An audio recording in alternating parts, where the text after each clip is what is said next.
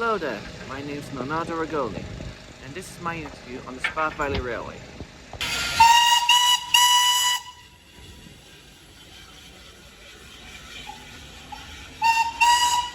We have Johnny Pay. Johnny Payne interviewing us about the Spa Valley Railway and how it's coping. First question. In recent years, the Spa Valley Railway has received a coal shortage due to the war in Ukraine that's been happening. How has this affected the railway recently? It's perhaps a bit more of a overhyped thing rather than the reality of it. We've never actually had a shortage of coal. The biggest problem with the coal is that the cost of it has increased. We used to pay anywhere between 150 and 190 pounds per tonne, but now we can be paying in excess of 400 pounds per tonne.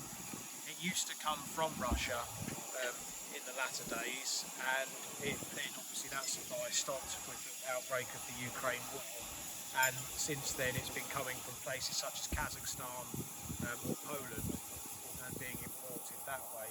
There isn't any coal available now to buy in this country, which obviously means that we have got to import it. So whilst it might be good for the environment in the respect of we're no longer mining coal in this country, we're just importing it and spending probably tens of millions of pounds on diesel fuel on ships to bring coal into the country now. Which in turn will just produce more emission because the ship's bringing it in. Yeah, and these, to be honest, the amount these things contribute to the global emissions, or the British UK ones, is 0.023%.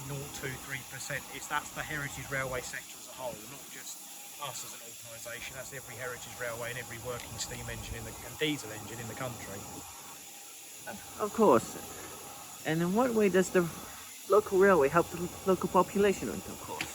It's the biggest tourist attraction in the area. It now brings in nearly 80,000 visitors a year, and there's multiple different things that people can do. It can provide an outlet for those who wish to volunteer, to try a new hobby, or to escape from the realities of life, to come down here and get on with things. And of course, it can actually help ease traffic a little bit.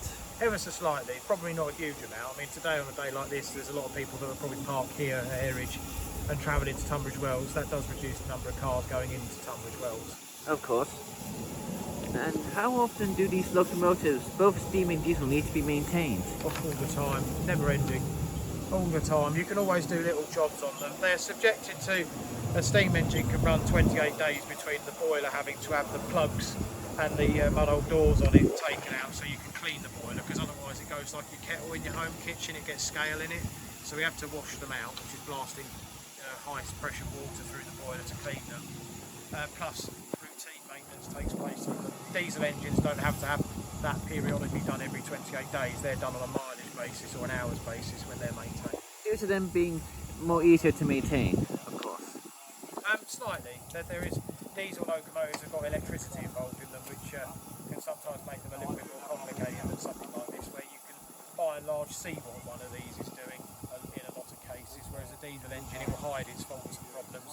So, When it presents them, they're normally a job stopper, whereas one of these you can often keep on and on. such as for a steam locomotive, you could just change the ball and be done with it, while diesel locomotives can be a bit more complicated for some people. Yeah, it's because the diesel locomotives have got a lot of electrical cabling in them and a lot of relays, plus the diesel engine itself, so there's mechanics and electrical dependence all combined into one. And then all the brake systems and all the brake valves that have to be looked after too. And another reason why British Railways didn't think of this. Now, another question. The action on the locomotives, there must be hundreds of them disposed of daily. How are these disposed of?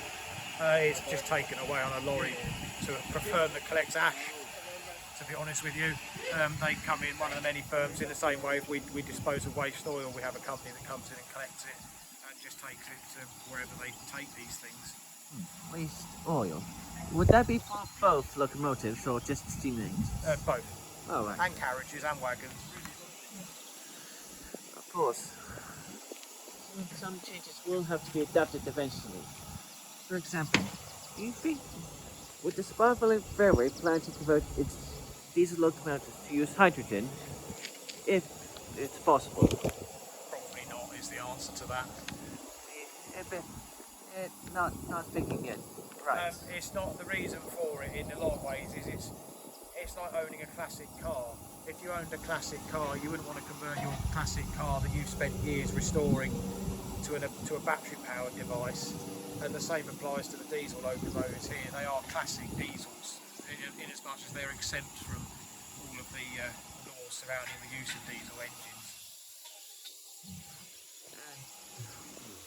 Of course.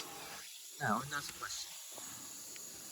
You mentioned coal cost more. Would that apply for diesel fuel more? How much did it cost before? Diesel is 70p a litre. And now? 70p, sorry, it used to be about 45p a litre, it's now 70p, 80p a litre. So increased slightly. It's nearly gone up, nearly double the cost of diesel fuel, and that's red diesel. Of course. Now, how much do both locomotives release carbon emission? I couldn't tell you the precise amount per engine, but the whole, as I said earlier, the Heritage Railway sector as a whole community, which is over 200 railways, is 0.023% to the whole of the UK. It contributes that amount to the whole of the UK's emissions, which is, in the grand scheme of things, absolutely nothing compared to, say, aeroplanes and the motorway traffic. I understand. So, the import of the coal. What quality is it, actually? It varies how good it is, to be brutally honest with you. It depends how long it's been stored in and sat on a pile. Sometimes it comes, you can see in the tender on that engine there, the coal is very dusty and also very small, which isn't ideal when you're trying to burn it in something like this. That stuff there burns a lot quicker than, say, something like Welsh coal would burn at.